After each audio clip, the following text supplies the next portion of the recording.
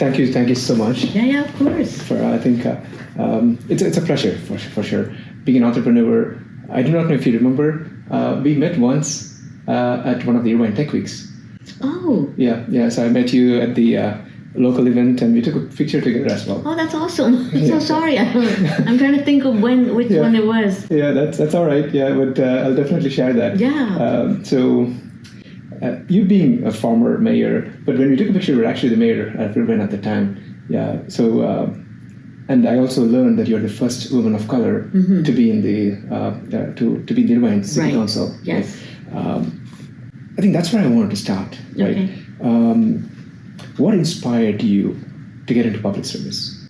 I don't know if it was an inspiration or more of I guess a challenge. Because I didn't ever think that I would be in political office. That was not, something I was interested in.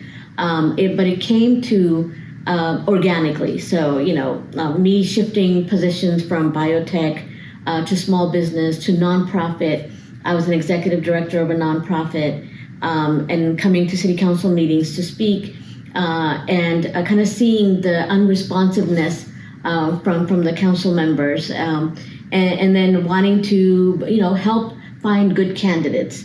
And in doing so, I was at an event for a candidate in 2014. And I was talking about the importance of diversity in leadership. And the candidate's husband said, I hope you're not thinking about running for office. And I said, I'm not, but why? He goes, because people like you with names like yours are unelectable here. Okay. And that was 2014. And so, for me, that was like almost like a challenge. Like, if I'm listening to this today in 2014, what are our next generations going to hear? Yeah. Like, that's not okay. Yeah. And so for me, it became, all right, well, you know what? Maybe I should be running for office. Yeah. And maybe I can be a better leader. Maybe I can do good for the community and change things a little bit. And that's exactly what I ended up doing. That's awesome. You planted the seed for the whole next generation. Absolutely. Yeah, that was important. And especially the first time is the toughest one. Yes. To kind of, you have to put in a lot of effort to convince people, hey, here, I can actually do it as well. Yes. Let's talk about that. What type of preparation you have to take for this? I know it wasn't planned, I get it, but you want to take it as a challenge. Mm-hmm. But what effort you had to put into? Oh, it's a totally learning experience. So the first time that I ran, I didn't win. Mm-hmm. So in 2016, I lost my election. I came in fourth out of, I think it was 11 candidates. And so for me, it was learning that it's not about just saying, oh, I'm passionate, I'm going to do this, but it's learning the system, right? Just like you come into any company or you come into any role, you have to learn how the system works. And it's like you got parties, you've got unions, you've got environmental groups, you've got women groups, you've got the business community, and you have to interact and learn from all of them what their interests are while you're reaching out to the residents and talking to them and kind of hearing from them what their concerns are in the city. So it was really understanding how everyone, no matter whether you think they're involved in politics or not, but everyone is in some way or other involved in politics. And understanding who those core people are and who your community is and how to balance, the needs of all these organizations and companies with those of your residents. Awesome. It sounds like a huge effort that you have to put into understand how the people structure looks like, who are the different people that needs help or who can contribute, and how the overall structure looks like in Irvine to kind of even propose what you want to do next. Exactly. And in doing so, you're always going to make someone to So that's a given. I have a question about it, but not now. I want to learn more before I get to that. But I also want, now that you are former Irvine, mayor of Irvine, right? So what's next? So currently, I'm the Chief Innovation Officer for Quantum Emotion. It is a quantum-based cybersecurity firm. It's Canadian-headquartered, but starting our American branch.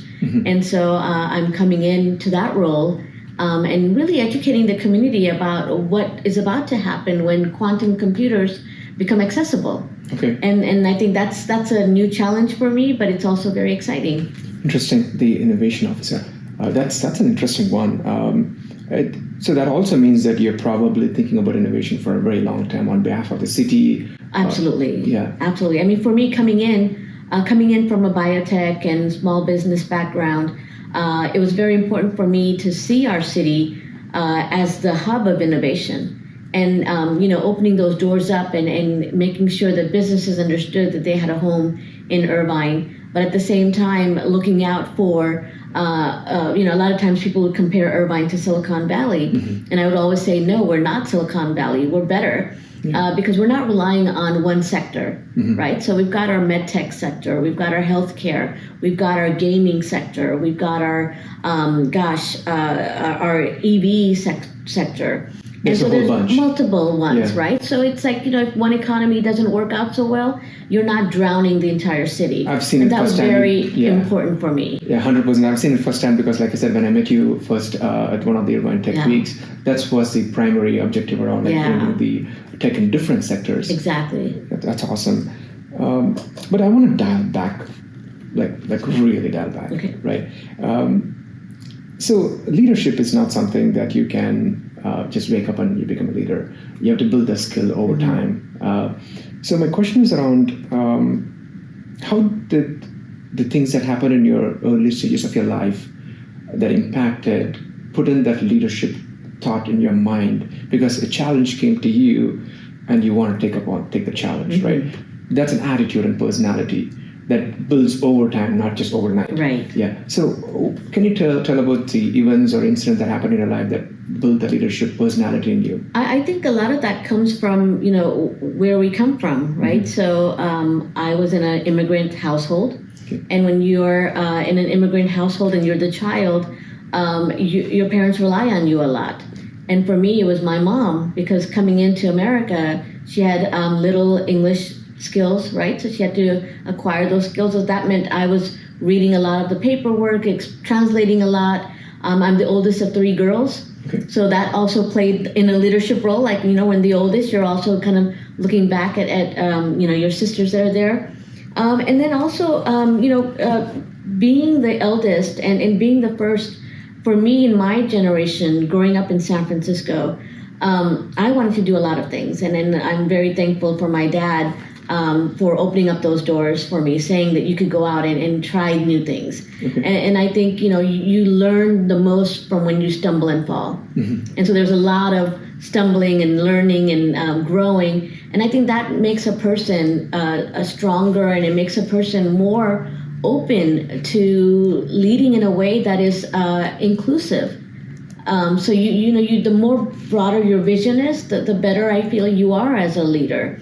And a lot of times you don't see that in politics because they're coming in with a certain vision. And for me, it was always that, I'm not running to acquire a title, mm-hmm. because I've had so many other titles before.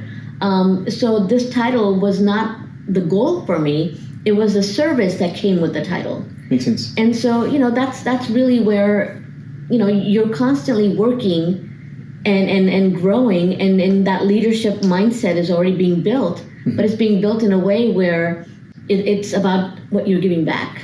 Makes sense. And I think one thing I literally caught my attention was the stumbling and learning mm-hmm. part. That's when you say stumbling, I feel like I need to translate that as failing and learning from those failures. Yeah. Absolutely. I noticed that now even we were stumbling and trying to set this up, and you were patiently, calmly waiting, and you didn't show any emotions or reaction. And that explains that you've been through that, you've seen that many times, you can understand, compassionate about people's struggles, exactly. And you're looking at more of the effort than the stumbles. That's right.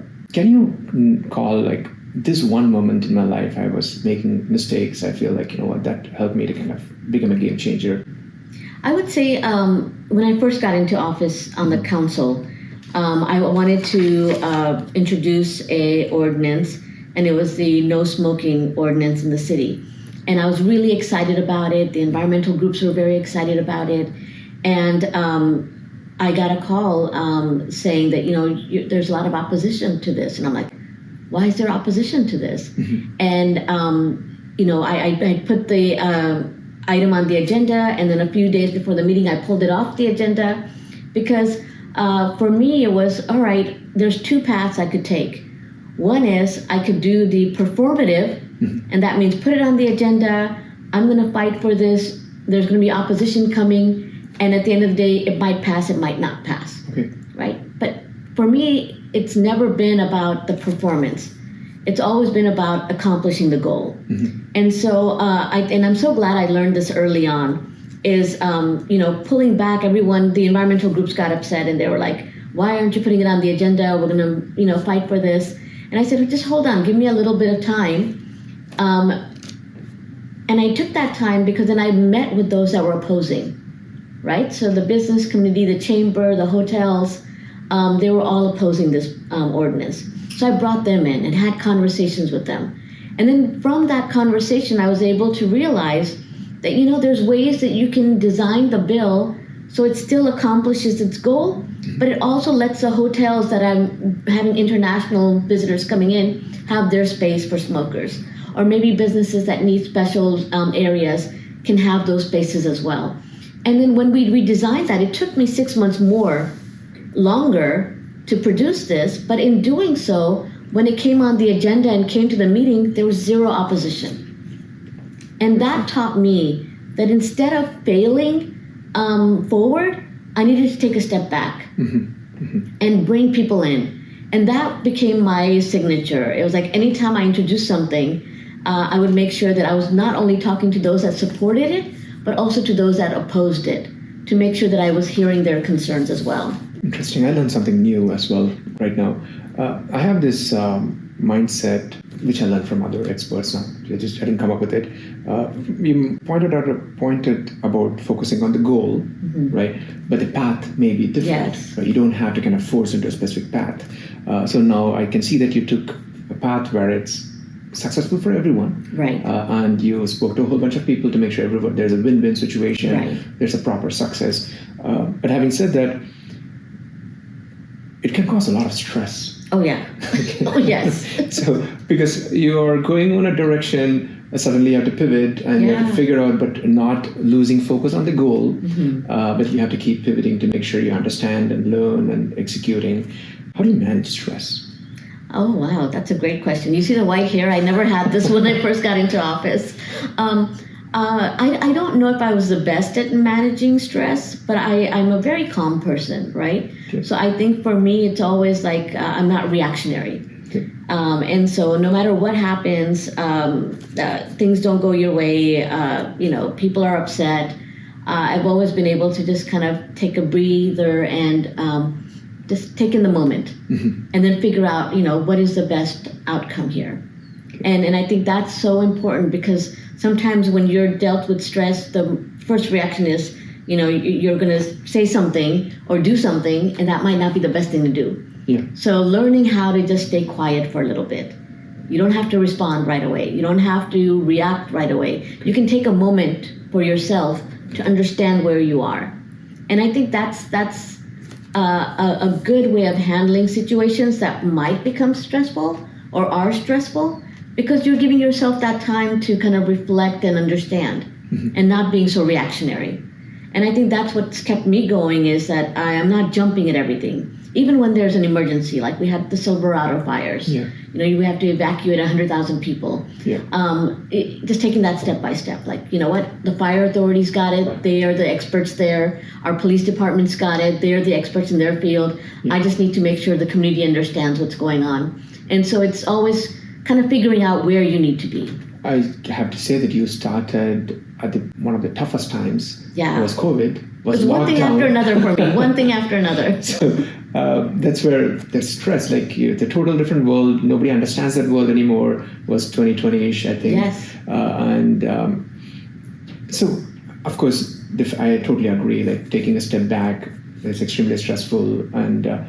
But when you're stepping back, what helps you to kind of stay grounded? And what type of decisions that you take? Because, of course, any decisions that you take, that it's going to affect a whole bunch of people. Yes. Right? So you have to be very careful in making those decisions. So what process do you follow to kind of do that? I think the process started long before even getting to a point where I would be making the decisions. And it's staying in touch with the communities. Okay. Right? So I made myself very accessible to our communities because it was important for them to know that they could reach out to me, and I wanted them to feel that I, was capable of reaching out to them as well. And so I was showing up at every event, whether it was 5 people or whether it was thousands of people. I was making sure the community and I had some sort of a relationship. Okay. And for me, when you're making decisions quickly in an emergency, if you have that background of understanding your community, those decisions are much more easier. Interesting. Because you're not guessing. Right? At that point, okay, I know that this community is going to be affected this way. This one might get affected this way. I know exactly what I'm going to do. Okay. But if you're not in touch with the community, if you're kind of like that person that keeps a distance, then when you're making a decision, you're making it based off of what you think is right. Okay. Not what's right for the people that you're serving. Interesting, because I always had to sit back and think how to make great decisions, right? I want to take a quick break. I want to talk to you more about how to make great decisions.